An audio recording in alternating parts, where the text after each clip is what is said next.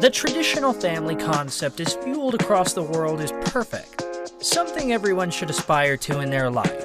And divorce, step-families, and half-siblings have been pushed aside as inherently problematic. Yet Antonio Banderas and Dakota Johnson defy stereotypes like no other. The two actors have an incredibly strong bond. So, how did he help the angry young rebel find her footing in life when her mom was fighting her own demons? When Banderas won the Hollywood Actor Award for his film Pain and Glory, Dakota was the one to present him with the trophy. My stepfather, Antonio Banderas, burst into our lives. He was so vibrant and so fun and so funny, and his English was abstract. Johnson was brought to tears and left everyone crying their eyes out as she talked about her former stepfather. Before we continue, let us throw it back to 20 years ago, when Banderas had arguably one of his most fabulous appearances. While he hasn't been a red carpet regular over the last few years, it's not his first time celebrating in Hollywood's most prestigious night. That year, the actor brought two very special dates: his then-wife Melanie Griffith and then 10-year-old stepdaughter Dakota Johnson. Yes, that's right. Just look at how cute they all are together. Aww. And now, though Griffith and Banderas split up after 20 years together in 2015, Johnson still considers the actor family. I got a bonus dad who I realized that over time is actually one of the most influential people in my whole life. When she was just 6 years old, her mom, Melanie Griffith, married a man who brought a whole new world of creativity and culture and, quote, one remarkably magical little sister into our family. Antonio also made sure she got her education before embracing the make-believe world. Despite her early debut in his movie Crazy in Alabama, both Antonio and Melanie discouraged her from acting until she graduated from high school, as both also first finished school. Johnson listened and didn't begin auditioning in Los Angeles until then, and stays eternally grateful for that. In an interview, the genius actor revealed he had no idea Johnson would be giving such a loving speech. It was all a surprise for him. I knew that she was going to give the speech, but I had no idea whatsoever how she was going to do it. She didn't tell me anything.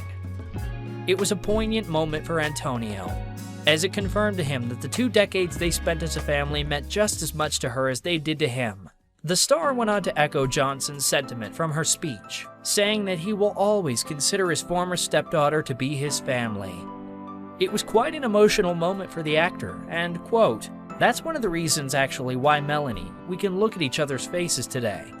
And the kids have been an essential part of our relationship when we were together and continue being. Yeah, definitely. We are, believe it or not, still a family. Not only that, but they still see each other and go to dinners whenever possible. All because they understood their relationship and their relationship with the people who love them, especially their kids. Banderas accepted the award, which he dedicated to Johnson and Stella Banderas, he and Griffith's 23-year-old daughter. He noted that he wanted to thank Johnson specifically for still calling him Poppy after all these years. You have no idea how much I love that, the actor said at the award show. Banderas previously echoed Johnson's statement about family in an interview with Vulture. I am not married to Melanie anymore, but she is my family, he said. She is probably one of my best friends, if not the best friend.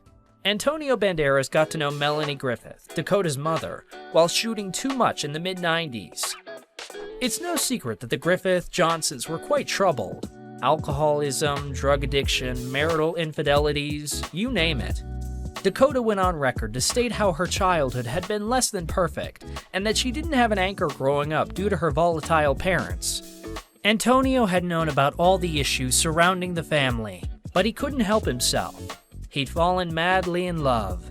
They'd both been committed to other people at the time, Antonio to actress Ana Oleza, and Melanie to actor Don Johnson. Years had gone by, and the pair realized that their attraction extended beyond infatuation. They soon married and had a beautiful daughter, Stella. Acclimating to stepfatherhood hadn't been easy right away. Dakota and her brother Alexander were young, and he hasn't had an experience of being a father yet. Fortunately, welcoming a daughter into their marriage helped him overcome his fears and embrace fatherhood like nothing else. Of course, it helped that the kids were craving stability in their lives and were growing increasingly tired of being shuffled back and forth between their parents. Antonio's arrival proved to be a gift in disguise, as he offered a solid ground in which they could grow and blossom. Suddenly, he had a 6-year-old girl, a 10-year-old boy, and a toddler on his hands. As soon as I realized that, I started establishing my relationship, giving them security, little by little, doing the father thing. While it had been relatively painless to get in his stepkid's good graces, Antonio did struggle with navigating Melanie's reoccurring substance abuse issues. As a result, she'd been in and out of rehab throughout their marriage. Griffith has battled addiction in the public eye for a good portion of her Hollywood career. She's been in and out of rehab for quite some time. Her husband, Antonio Banderas, stood by Melanie's side.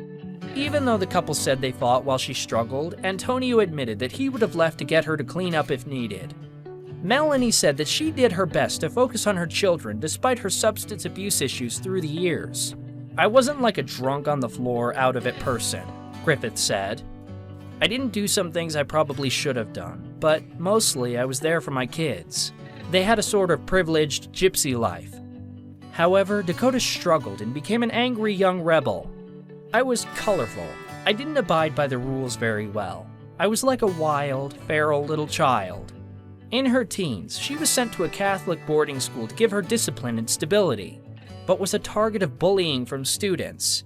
"My parents had some problems of their own that put me in a position of having to deal with very grown-up stuff at a very young age. So I needed some help with that, therapy-wise." Thankfully, her stepdad was there to help her and her mom. Johnson elaborated how Banderas loved the family with so much passion and purpose that it transformed their world inside out. Dakota is glad to count him as a fierce and loyal companion to this date.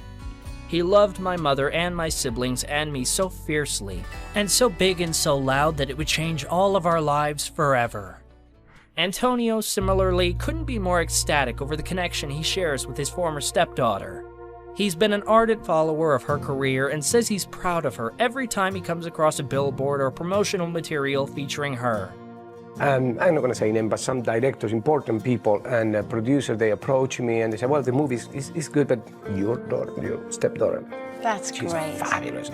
She's fabulous," and that makes me very proud. "I met her when she was 5 years old," he said. "I followed every single step of it. I'm so proud of her. I saw her the other day in Toronto, and she looks, as I said in the social networks when I put a picture of her and myself, I put there, my radiant Dakota." Antonio Banderas is keen on maintaining amicable relations with his ex-wife and her family. The couple announced their decision to divorce in a public statement in June 2014, adding that they're hoping to undergo this process in a loving and friendly manner. They indeed stayed true to their word, since Antonio said he still considers Melanie his best friend, saying that he'll love her till the day he dies.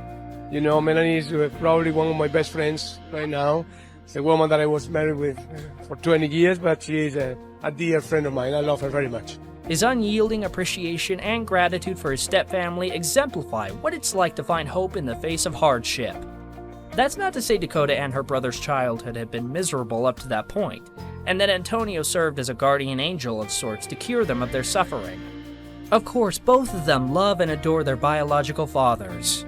However, it's still safe to say that Antonio's presence encouraged them to pursue their dreams and flourish in a way they hadn't before.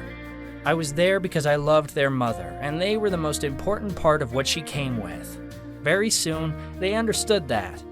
They called me Paponio, a mixture between Papa and Antonio." The idea of blended or chosen families isn't a concept exclusive to the entertainment industry. Instead of turning away from such experiences, as awkward as they might be, it is beneficial for us to open our hearts and begin getting to know the individual in question. Sometimes we'll get along, occasionally we won't. But the key is to understand that there's always more space to let people in, to add more love. If Antonio hadn't done the heavy lifting as a young father of 3, he wouldn't have been able to reap the rewards in his late 50s.